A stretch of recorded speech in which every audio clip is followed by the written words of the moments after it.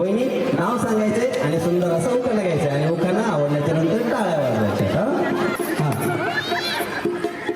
अश्विनी संतोष घोरपडे. अश्विनी संतोष घोरपडे. पुढे अंगणात होती तुळस, तुळशीला लावते दिवा, संतोषरावांनी मिळू देत मला जन्मदिन. अवघडच नाही. चांदीच्या ताटात गाजराचा हलवा, संतोषरावांचं नाव घेते सगळ्यांना बोलवा.